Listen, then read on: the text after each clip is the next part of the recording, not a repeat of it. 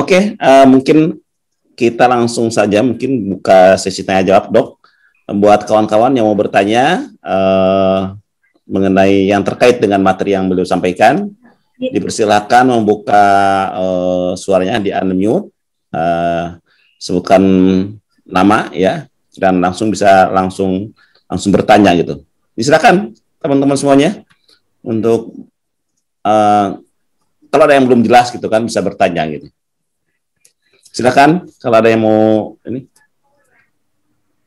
Pak Jun mau bertanya, Pak Jun. Kalau nggak ada yang nanya, saya mau nanya dulu boleh ya? Ya, silakan Pak Jun. Malam Dokter Jimmy, apa kabar? Iya, terima kasih ya. Selamat malam. Kabar baik ya, kabar. Dokter Jimmy, saya ada beberapa pertanyaan. Yang pertama, konon katanya kalau tidur malam kita begadang tuh nggak bisa digantikan siang ya. Mungkin Dokter Jimmy ada pembahasannya. Lalu yang kedua, saya ngalami sendiri. Dulu saya masih yang agak lebih muda seperti Pak Warsito, itu saya banyak ngalami kurang bisa tidur. Bukan karena tidak ada rasa ngantuk, tapi memang pekerjaan menuntut saya banyak kurang tidur. Jadi sekarang terasakan sekali memang diabetes saya ada dampak terhadap diabetes 1C. Kemudian yang terakhir, yang ketiga, saya ada punya kebiasaan tuh minum kopi, Dok. Kopi. Nah, yang terasakan sekali belakangan ini, beberapa tahun terakhir ini, menarik lucunya itu saya minum kopi tapi tetap tidur, Dok. Apakah karena sudah terganggu saraf apa bagaimana? Terima kasih sebelumnya, Dokter Jimmy. Oke, makasih Pak Jun. Mungkin Dr. Jimmy bisa langsung menjawab. Ada 3 pertanyaan tadi ini ya. Iya. Agak mendengung, barusan satu matikan aja Dok suaranya. Oh iya. Ada backsound-nya. Oh iya. Echo-nya. Iya. Suaranya terdengar ya? Bagus. Silakan Dok. Bagus. Iya. Iya, terdengar ya. Bagus. Jadi, yang pertama itu ya, jadi jika begadang memang akan pertama mengganggu pada irama sirkadiannya. Nah, itu biasanya nanti akan terjadi gangguan pada irama tidur. Nah, itu nanti biasanya yang kita sebut namanya delay sleep phase syndrome. Jadi tidurnya itu nanti akan jadi mundur. Jadi biasanya tidurnya misalkan jam 10 atau jam 11 gitu ya, tapi karena Bapak tertidurnya baru jam 12 atau jam 1, nanti otomatis nanti bangunnya jadi lebih jadi mundur gitu ya. Iya. Nah, itu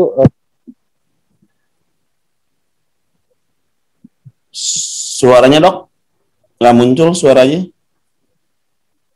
Dok. Dokter Jimmy suaranya nggak muncul, Dok. Wah, ini gangguan. Dokter, suaranya nggak muncul. Tidurnya kurang tidur karena pekerjaan itu memang kadang-kadang jadi masalah juga karena jumlah tidur yang kurang seperti tadi yang slide yang kita presentasikan, karena jumlah tidur yang kurang tadi akan menyebabkan gangguan pada metabolisme tubuh sehingga nanti metabolisme tubuhnya akan terganggu.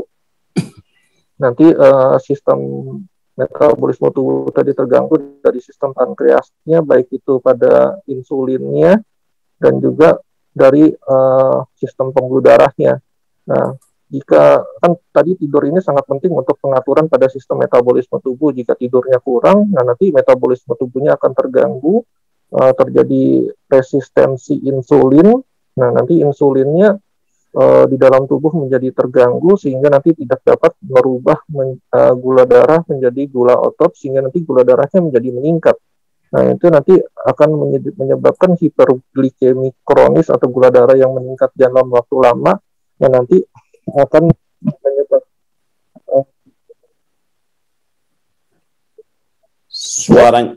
suaranya agak ini ya, kadang putus. Mungkin kurang pas itu ya. Menjadi meningkat. Nah itu dan akan memperberat keluaran dari diabetesnya gitu. Jadi memang kuncinya memang kita perbaiki kuantitas tidurnya dan juga kualitas tidurnya. Nah, cara memperbaiki kualitas tidur bagaimana? Jadi kualitas tidur ini yang pertama adalah kedalaman tidurnya. Jika pasien dengan gangguan pada tidurnya, misalkan baru tidur tapi kadang-kadang terbangun, nah itu perlu dikoreksi supaya nanti tidurnya bisa lebih dalam. Nah sehingga jika jumlah tidurnya kurang tapi kualitas tidurnya baik, nah nanti kualitas tidur ini akan membantu menormalkan metabolisme tubuhnya, karena kualitas tidur ini sangat penting terutama untuk metabolisme tubuh. Sedangkan kuantitas tidur itu jadi yang paling penting memang kualitas tidurnya dulu. Terus yang kedua baru kuantitasnya, karena kalau kuantitas tidurnya banyak tapi kualitas tidurnya kurang, nah itu malah jadi penyakit. Misalkan pasien pada seseorang tidur sekitar normal 7-9 jam, tapi pada saat tidurnya 7-9 jam itu, nah itu terjadi gangguan pernafasan saat tidur. Misalkan tidurnya mendengkur terus obstruksi jalan nafas sehingga oksigennya kurang ke dalam tubuhnya dan oksigen kurang ke dalam sarafnya, baik itu ke saraf tepi maupun saraf pusat di otak. Nah nanti tidur yang lama seperti itu dengan oksigen yang kurang nanti akan meningkatkan risiko terjadinya penyakit stroke, karena oksigennya kurang ke otak, aliran darah otaknya terganggu.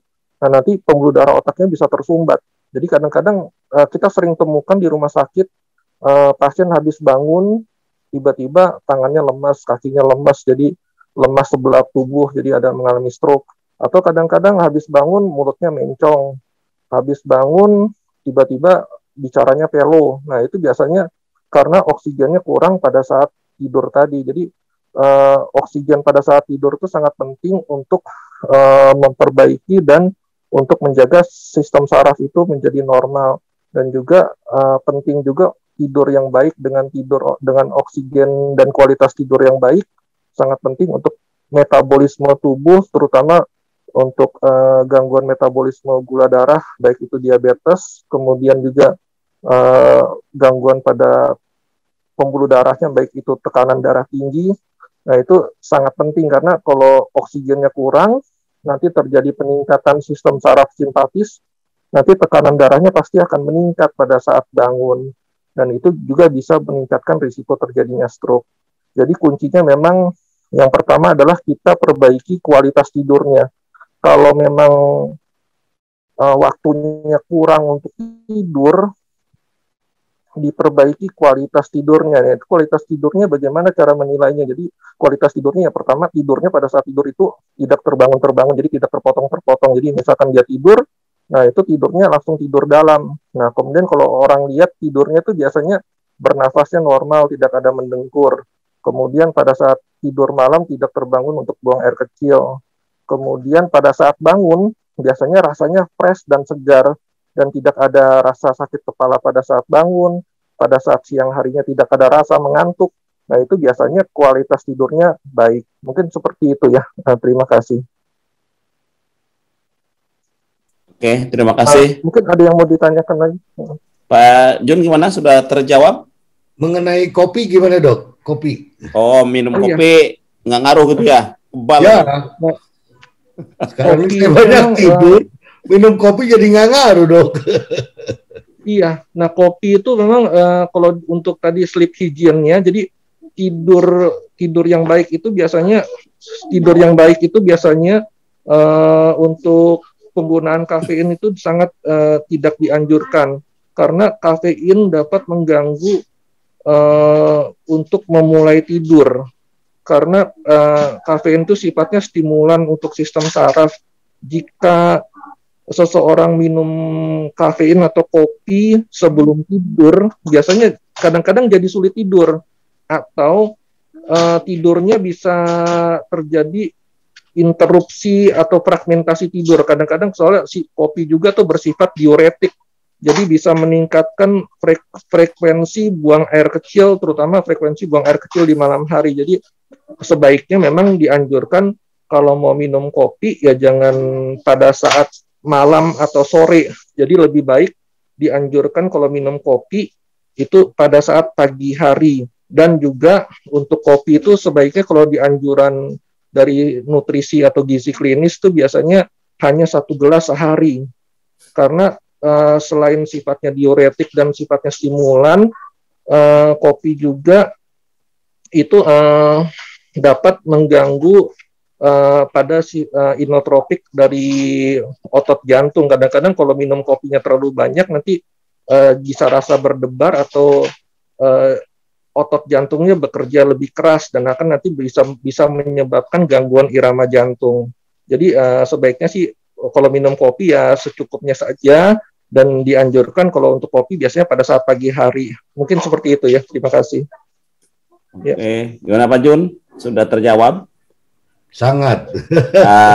Ini Pak Jun ini karena sudah biasa minum kopinya banyak, jadi nggak ngaruh katanya dok. Jadi ya sekarang mulai dikurangi saja katanya. Tapi kalau sambil kerja katanya ngopi katanya.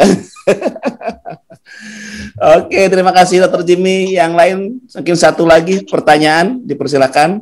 Saya Pak. Ibu Arya. Ya, oke. Ya, silakan Bu. Ya, malam semuanya, malam Dr. Jimmy. Dokter, ya, saya mau malam. nanya. Oke. Masa pandemi begini anak saya itu kalau tidur kan tadi kualitas dan kuantitas. Mungkin kalau kualitas ya dia sampai. Nah, kalau kuantitasnya itu tidurnya malah sampai 10 atau 12 jam. Cuma mulai tidurnya itu terbalik. Jadi jam 12 atau jam 1 pagi baru tidur dan bangunnya keesokan harinya siang. Nah, itu gimana? Itu satu. Terus kalau ini yang saya alami, kalau kita sekitar jam 10, jam 11 biasanya saya udah tidur, tapi karena ada sesuatu atau ada hal lain yang nggak bisa tidur, totonya ngantuknya hilang itu biasanya dok. Jadi baru bisa tidur jam 1 gitu. Itu gimana dok? Ya,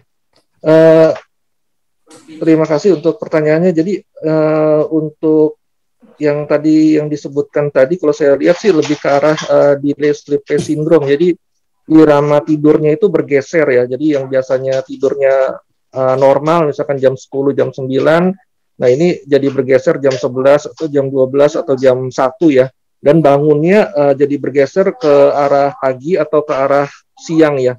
Nah itu cara menormalkan ya kita menormalkan irama sirkadian tidurnya. Jadi bagaimana caranya? Jadi bisa dengan pola tidur yang teratur, atau kalau misalkan belum efektif dengan pengaturan pola tidur, dapat dengan penggunaan suplemen seperti melatonin pada saat memulai tidurnya, supaya nanti pada saat melatoninnya meningkat, nanti inisiasi untuk memulai tidurnya lebih bagus. Atau untuk membangunkan pada saat pagi harinya, bisa menggunakan terapi cahaya atau bright light terapi, supaya biasanya kalau pada saat kita nyalakan lampu atau dengan terapi cahaya pada saat menjelang terbangun, biasanya dengan cahaya tadi itu nanti melatoninnya akan berkurang, dan biasanya kalau normal tuh biasanya nanti akan terbangun gitu. Nah, tapi kalau misalkan tadi yang satu lagi, kalau jika melakukan pekerjaan atau aktivitas tertentu pada saat malam hari, rasa ngantuknya jadi berkurang. Nah, terus jadi susah tidur. Nah, itu memang untuk melakukan pekerjaan di malam hari memang bukan sleep hygiene yang baik. Jadi bukan pengaturan pola tidur yang baik. Jadi sebaiknya kalau malam di kamar tidur ya untuk laptop atau komputer atau pekerjaan sebaiknya ya di stop, karena untuk di kamar tidur digunakan hanya untuk tidur supaya pola tidurnya cukup gitu ya. Kemudian untuk manajemen waktu memang bisa diatur manajemen waktu tidurnya lebih baik, dan untuk tidurnya hanya pada jam-jam tertentu yang memang untuk tidur. Karena kalau misalkan digunakan untuk tidurnya untuk aktivitas, nanti ya karena otaknya yang seharusnya gelombangnya sudah mulai gelombang lambat untuk masuk tidur, tapi karena melakukan aktivitas nanti gelombang otaknya jadi meningkat lagi sehingga nanti jadi susah untuk memulai tidur. Jadi caranya ya adalah dengan mengatur pola tidur dan jam tidurnya. Tapi kalau misalkan agak susah dengan mengatur itu, nanti bisa juga digunakan dengan istilahnya neurofeedback atau EEG, kuantitatif EEG. Kuantitatif EEG ini dapat mengubah gelombang tidur atau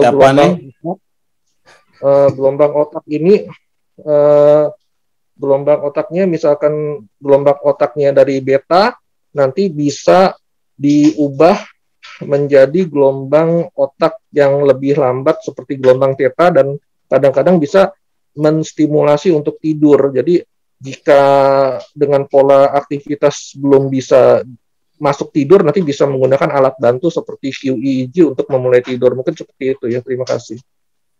Oke, gimana Bu Ari? Ya, oke. Nah, jenis obat suplemen melatonin itu apa, Dok? Contohnya? Melatonin ini memang ada banyak ya di pasaran ya. Melatonin ada yang melatonin bentuknya kapsul, ada melatonin bentuknya semacam permen gitu juga ada, atau yang seperti obat tetes drops gitu juga ada. Memang melatonin itu ada beberapa brand ya, ada yang dari Nature, ada yang dari Good Living atau dari Young Living juga ada. Tapi memang kalau untuk yang di konvensional tuh ada namanya melatonin reseptor agonis, nama brandnya Roserum, tapi agak susah didapat di Indonesia atau di Jakarta karena istilahnya karena penggunaannya terbatas, jadi produksinya sudah mulai berkurang. Tapi kalau yang untuk obat insomnia yang biasanya di rumah sakit digunakan biasanya golongan Z ya, seperti Zolpidem, nama dagang atau nama brandnya tuh Zolmia, atau Stilnox, isinya Zolpidem. Itu biasanya untuk insomnia dianjurkan karena tidak mengganggu untuk arsitektur atau pola tidurnya. Jadi tidurnya tidak akan berubah, cuma sleep onset-nya untuk memulai tidurnya jadi lebih bagus gitu. Yang biasanya sulit memulai tidur, begitu menggunakan obat golongan Zolpidem tadi bisa langsung tidur. Tapi kalau untuk penggunaan obat yang sifatnya penenang ya, seperti alprazolam, Xanax, atau golongan penenang yang lain memang tidak dianjurkan ya, karena sifatnya penenang itu akan menekan sistem saraf. Biasanya pada pasien-pasien lansia atau usia tua itu kan kadang-kadang sistem sarafnya sudah mulai lemah, baik itu dari sistem saraf pusat maupun sistem saraf tepi ya, baik itu di sistem pernafasannya juga. Kadang-kadang jika minum obat penenang tadi, nanti jalan nafasnya mudah tertutup dan kadang-kadang itu bisa memperberat mendengkurnya dan oksigennya menurun. Nah, nanti pada saat bangun biasanya nanti jadi pusing. Makanya kadang-kadang pasien diberikan obat penenang, kok habis bangun saya pusing, Dok, habis bangun saya sakit kepala. Nah, itu karena pada saat penggunaan obat penenang tadi itu menyebabkan oksigennya kurang ke dalam tubuh, dan oksigen kurang ke dalam otaknya biasanya jadi sakit kepala pada saat bangun. Mungkin seperti itu. Jadi kalau sebaiknya sih memang kalau untuk penggunaan obat tidur ya penggunaan obat yang dianjurkan dokter, dan juga jangan menggunakan obat-obat yang sifatnya penenang, karena selain bisa menekan sistem saraf dan juga dapat menyebabkan ketergantungan. Dan kadang-kadang obat-obat seperti itu juga banyak disalahgunakan karena memang risiko ketergantungannya sangat tinggi. Mungkin seperti itu ya. Terima kasih. Oke, makasih Dok. Oke, terima kasih Dr. Jimmy sudah menjelaskan ya. Pak Warsito nanya dong, Pak Warsito. Oh, satu lagi silakan. Langsung. Ya, malam Pak Dokter. Makasih waktunya. Langsung aja saya bertanya Pak. Saya Antonius, saya mau nanyakan ini Pak. Apa benar banyak orang bilang mereka yang sudah senior lansia, misalnya di atas umur 60, itu adalah hal yang wajar, mereka tidak bisa tidur dalam satu hari, dalam satu malam tidak bisa tidur 6 jam. Jadi katanya lansia itu ya wajar lah mereka tidur cuma 3 jam, 4 jam. Apakah benar pernyataan seperti itu, Dok? Makasih, Dok. Oke, silakan Dr. Jimmy dijawab langsung. Iya, terima kasih untuk pertanyaannya. Jadi memang pada lansia memang kalau kita lihat dari fisiologi normalnya memang jumlah tidurnya berkurang. Tapi itu juga jadi perhatian khusus atau istilahnya kayak warning sign ya. Karena kalau jumlah tidurnya berkurang, nanti kan tidur itu kan penting untuk pemulihan tubuh dan untuk menjaga sistem saraf menjadi normal ya. Nah, kalau pada saat orang lansia atau usianya sudah mulai meningkat, tapi jumlah tidurnya berkurang, nah nanti kadang-kadang metabolisme tubuh pada saat tidurnya itu jadi terganggu. Nah, itu bisa menyebabkan risiko peningkatan penyakit degeneratif menjadi meningkat. Makanya pada pasien lansia itu jadi banyak penyakitnya karena jumlah tidurnya berkurang. Nah, jadi memang kalau lansianya atau orang usia yang semakin meningkat tapi jumlah tidurnya berkurang, nah itu sebaiknya sih memang kalau secara objektif diperiksa lebih lanjut untuk sistem arsitektur tidurnya dan juga kedalaman tidurnya, karena tidur yang dalam itu sangat penting untuk menjaga kesehatan otaknya, karena kalau tidurnya tidak dalam, tidurnya kurang, nanti terjadi penumpukan protein neurotoksik di otak seperti beta amyloid ataupun neurofibrillary tangle yang akan memperberat toksisitas di dalam otak, dan biasanya nanti gejalanya tuh pada lansia itu atau pada orang lanjut usia itu jadi sering lupa, bahkan bisa mengarah ke kepikunan atau demensia. Nah, itu yang jadi kunci ya, jadi warning sign. Jadi kalau orangnya tidurnya jadi kurang, terus jumlah tidurnya berkurang kok, kemudian sering lupa, jadi ke arah pikun, nah itu sudah harus diperbaiki lebih lanjut tidurnya, karena kalau dibiarkan terus-menerus nanti pikunnya jadi lebih berat, nanti bisa memperberat kualitas hidupnya. Kemudian satu lagi, kalau oksigennya kurang pada saat tidur atau tidurnya juga berkurang, tidak dalam, nah itu bisa meningkatkan gangguan pada pembuluh darah otaknya, sehingga pada orang tua juga bisa meningkat risiko terjadinya stroke. Jadi ya memang kita harus lihat tidurnya. Dari jumlah tidurnya yang normal memang sekitar 7-9 jam. Kenapa 7-9 jam? Karena pada saat 7-9 jam itu terjadi 3-4 kali siklus tidur. Tadi yang kita lihat kan siklus tidur ada non-REM 1-3 dan REM sleep. Jadi siklus tidur itu harus terpenuhi. Karena kalau tidak terpenuhi, biasanya akan menyebabkan gangguan pada metabolisme sistem tubuh dan metabolisme sarafnya. Jadi sebaiknya memang kuncinya itu kuantitas tidur harus normal, dan yang paling penting kualitas tidur harus normal dan harus baik gitu. Mungkin seperti itu ya. Terima kasih. Oke, terima kasih. Gimana Pak Anton, terjawab? Dok, seandainya lansia ini umurnya 80 tahun, kemudian dibantu dengan kartu Zeok yang mengandung ion negatif, itu tidak masalah ya dok ya, harusnya dok ya? Nah itu jadi gini ya, kartu Zeok kan memang ada beberapa manfaat, jadi bisa digunakan, tapi selain digunakan memang kita lihat juga penggunaannya bagaimana, tidurnya jadi lebih baik atau masih sama. Kemudian jumlah tidurnya jadi lebih baik atau ada perubahan atau tidak gitu ya. Jadi kita harus lihat secara subjektif yang kita lihat dan pasien rasakan, dan juga secara objektif jika memang ada fasilitas pemeriksaannya ya. Nah, untuk penggunaan kartu Zeok tadi memang kalau untuk sistemnya masalah dari sistem saraf ya mungkin bisa digunakan di sekitar area sistem saraf tersebut, misalkan di otak ya, bisa di sekitar kepala, atau misalkan ada pasien mengalami gangguan pernafasan saat tidur ya berarti di dekat sistem pernafasan jalan nafas atas, misalkan di area leher atau area sekitar jalan nafasnya bisa. Misalkan kita lihat itu pada saat tertidur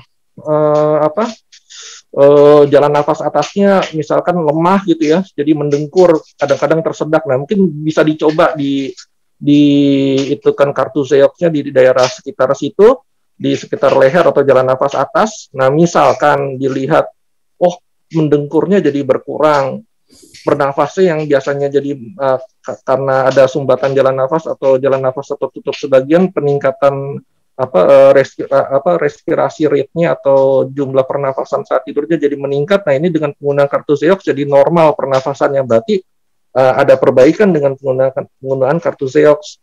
Nah, mungkin bisa dilihat seperti itu. Nah, tapi bisa dikonfirmasi. Nah, ini nanti mungkin bisa dilakukan penelitian lebih lanjut, dikonfirmasi dengan penggunaan polisomnografi. Jadi misalkan pada pasien dengan mendengkur atau sleep apnea atau gangguan pernafasan saat tidur, jika kita gunakan Carthusios tadi, terus kita lakukan pemeriksaan polisomnografi untuk melihat kualitas dan kedalaman tidur secara objektif, oh ternyata ada perbaikan. Nah, berarti memang sangat recommended untuk penggunaan Carthusios untuk mengatasi gangguan pernafasan saat tidur. Tapi memang untuk penelitiannya memang masih belum ada, tapi nanti mungkin bisa kita usahakan lebih lanjut, tapi nanti bisa kita koordinasi juga nanti dengan teman sejawat kita nanti dari tim kita dari dokter spesialis saraf atau dokter yang lain yang seminat di sleep medicine. Mungkin seperti itu ya, tapi secara simpulan sih memang kita harus lihat secara subjektif dari pasien dan keluarga yang lihat sendiri tidurnya bagaimana, dan dengan Carthusios tadi ya memang digunakan sesuai anjuran dan sesuai indikasinya. Mungkin nanti Pak Jun atau Pak Warsito mungkin ada tambahan tentang Carthusios, mungkin bisa ditambahkan nih. Ya, terima kasih. Ya, terima kasih Dok. Terima kasih Dok. Ya, cukup jelas ya penjelasan. Ya, sama-sama. Oke, ini sudah jam 9.21, mungkin ada satu orang untuk mau testimoni ya. Mungkin kita bisa sama-sama mendengarkan. Tadi Bu Ari ya tadi ya?